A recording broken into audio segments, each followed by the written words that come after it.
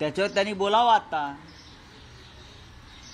जर हे कोणी लोक खऱ्या बापाचे असतील, मी स्पष्ट बोलतोय, सत्यवचने असतील, तर त्यांनी हे जे भ्रष्टाचारी आपल्या पक्षात घेऊन वॉशिंग मशीनमध्ये घालून धुवायचं काम चालू आहे त्याच्यावर बोलावं. वायकर्ससारख्या लोकांवरचे खटले कसे मागे घेतले जातात त्याच्यावर बोलावं. जर तुम्ही खरे असाल तर, तुमचं रक्त शुद्ध असेल तर, तुम्ही बनावट असाल, डुप्लिकेट असाल तर तुम्ही बोलणार नाही. मुंबई मनपाकडून हा दावा मुंबई मनपा त्या गैरसमजुतीतून हा तक्रार दाखल झाली असं कोण म्हणताय? असे अनेक गुन्हे अशाच प्रकारच्या राजकीय गैरसमजातूनच त्यांनी दाखल केले आणि लोकांना तुरुंगात जावं लागलं. मग तो महानगरपालिकेतला अनेक, मग कोविडचा विषय असेल, खिचडीचा असेल, किंवा आमच्यासारख्या अनेकांवरची खटले अशाच प्रकारच्या राजकीय दबावातून आणि गैरसमजातूनच निर्माण झालेले आहेत ना. मग घ्या मागे. तुम्ही तुमच्याकडे गेलेल्या लोकांचा पुन्हा तपास करून हे गैरसमजातून झालं. पोलीस EOW गैरसमजातून गुन्हा दाखल करू शकतं. EOWच्या प्रमुखांवरती खटला दाखल केला पाहिजे. आर्थिक गुन्हे शाखेचे अधिकारी आहेत ज्यांनी हे गैरसमजातून गुन्हे दाखल करून जो मनस्ताप दिला आहे वायकरांना आणि त्यांना आमच्यातून शिवसेनेतून पळून जायला भाग पाडलं, त्या अधिकाऱ्यांवरती गुन्हे दाखल करा. माझं फडणवीसांना आव्हान आहे. सर, काँग्रेसने 288 इच्छुक उमेदवारांचे अर्ज मागवलेले आहेत आणि 10 ऑगस्टपर्यंत ते अर्ज दाखल करायला सांगण्यात आलेले आहेत. काय वाटतंय, काँग्रेसचा एकला चौधरीचा नारा? अजिबात नाही. कालच आमची महाविकास आघाडीची बैठक झाली. यशवंतराव चव्हाण प्रतिष्ठानला माननीय शरद पवार साहेब होते, उद्धवजी होते, काँग्रेसकडून नाना पटोले, बाळासाहेब थोरात, पृथ्वीराजजी चव्हाण असे प्रमुख नेते होते. आम्ही सगळे होतो. जयंतराव पाटील होते. त्यानंतर प्रमुख सगळेच नेते उपस्थित, चर्चा झाली. अनेक विषयांवर आम्ही एकत्र लढणार आहोत. आम्हीसुद्धा 288 मतदारसंघात आमची तयारी सुरू आहे ना. यासाठी की कोणता मतदारसंघ कोणाच्या वाट्याला येईल हे अद्याप ठरायचं. अशा वेळेला तिन्ही पक्षांनी आणि मित्र पक्षांची 288 मतदारसंघात तयारी हवी. सर, मुख्यमंत्री म्हणतात आम्ही 2 वर्षापूर्वी 50 जणांनी एकाची विकेट काढली आहे. जसं सूर्यकुमारनी कॅच घेऊन एकाची विकेट काढली, हा क्षण लक्षात राहणार झाला आहे. त्यामुळे आमचाही क्षण लक्षात राहणार आहे. हो, तुमचा क्षण लक्षात राहिलेला आहे. तुमचा क्लीन बोलची वेळ आता आलेली आहे. तोही क्षण लक्षात ठेवा. तुमचे तिन्ही स्टंप, बरं का, फडणवीस, अजित पवार आणि मिंदे, तिन्ही स्टंप तुमचे उडणार आहेत.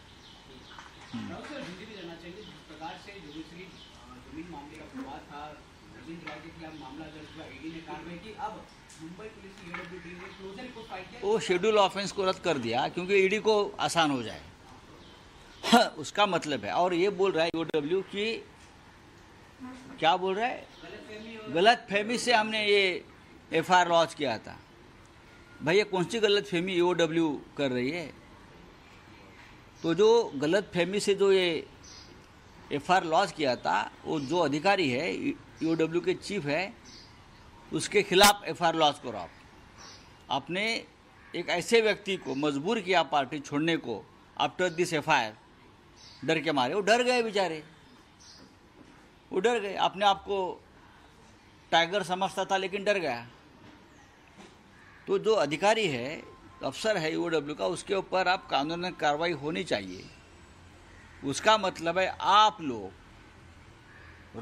पॉलिटिकल राजनीतिक दबाव और इस प्रकार से खेल करके जो विरोधी है उसके ऊपर FIR लॉन्च करते हो, फिर ईडी के पास भेजते हो और ईडी कार्रवाई करती है. हमारे जैसे लोगों के ऊपर भी ये है. तो बात ये है कि एक तो आप झूठे मुकदमे दायर करते हो, ये मान्य हो गया आप झूठे, तो आप ये सभी लोगों की माफ़ी मांगो, वायकर की भी.